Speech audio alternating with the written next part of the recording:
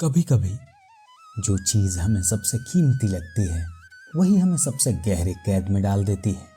एक छोटे से गांव में एक कुम्हार रहता था। नाम था नंदू। उसका जीवन बहुत ही साधारण था। मिट्टी खोदना, चाक पर घड़े बनाना और उसे हाट में बेचना, बस यही काम था उसका। अब छोटा सा गांव था। गांव के सब लोग उसे जानते थे क्योंकि उसके घड़े न केवल सुंदर होते थे बल्कि उनमें एक बड़ी अजीब सी आत्मा होती थी।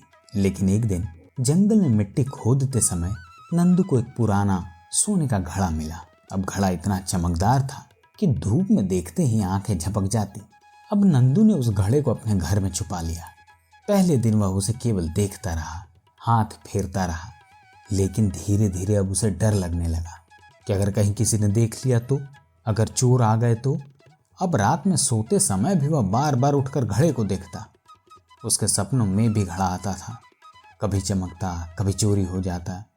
अब यहाँ ध्यान देने वाली बात है कि पहले नंदू के पास घड़ा नहीं था, वह शांत था। अब उसके पास घड़ा है और उसके पास डर भी है। कभी कभी हम पाते हैं कि वह हमें स्वतंत्र नहीं करता बल्कि और गहरी जंजीरों में बांध देता है। अब एक दिन गांव में एक संत आए। लोग उनके प्रवचन सुनने जुटे। अब स्वाभाविक था नंदू भी गया, लेकिन मन तो उसका कहीं और था। बार बार उसे अपने घर का घड़ा याद आने लगा। संत ने बीच प्रवचन में कहा कि दुनिया में दो तरह के लोग हैं, एक जो वस्तुओं के मालिक हैं और दूसरे जो वस्तुओं के गुलाम हैं। अब नंदू को लगा कि जैसे यह बात सीधे उसी के लिए कही गई हो। अब फिर संत ने एक और कहानी सुनाई कि एक आदमी ने एक पक्षी को पकड़ा, उसे सोने के पिंजरे में रखा। वह सोचता था कि उसने पक्षी को खुश कर दिया, लेकिन उसने देखा कि पक्षी गाता नहीं, बस चुपचाप बैठा रहता था, क्योंकि पिंजरा चाहे सोने का हो, पिंजरा पिंजरा होता है। अब उस रात नंदू भी नहीं सो सका। उसने सोचा कि अगर मैं यह घड़ा रखता हूँ तो मैं कभी शांत नहीं रह पाऊंगा, लेकिन अगर इसे छोड़ दूं तो मैं पागल कहलाऊंगा। अब साधारण सी बात है कि कोई भी इतनी बड़ी दौलत क्यों छोड़ेगा। अब कई रातों तक नंदू इसी द्वंद में रहा। वह गांव में काम करता, लेकिन उसके मन में बस घड़े की छवि घूमती रहती। 24 घंटे वह घड़े के बारे में सोचता रहता। अचानक नंदू को याद आया कि बचपन में उसने एक बूढ़े मछुआरे से सुना था कि जब तुम्हारी नाव में बहुत ज्यादा मछलियां भर जाए तो नाव डूबने लगती है।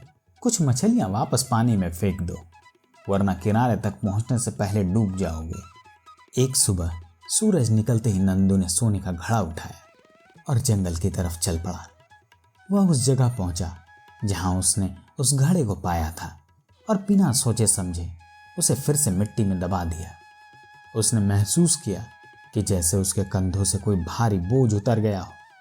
वह हल्के कदमों से अपने चाक की तरफ लौटा और कई महीनों के बाद उस दिन उसने सबसे सुंदर घड़ा बनाया। जिंदगी में हम सब नंदू की तरह हैं। कुछ न कुछ ऐसा है जिसे हम पकड़े हुए हैं और सोचते हैं कि यह हमें सुरक्षित रखेगा, लेकिन कभी कभी असली स्वतंत्रता उसमें है कि हम उसे छोड़ दें। याद रखिए, सोने का घड़ा हमें अमीर नहीं बनाता। अमीर वह है जो खाली हाथ भी हल्के कदमों से चल सकता है। अगर यह कहानी पसंद आई हो तो चैनल को सब्सक्राइब करना ना भूलें। धन्यवाद।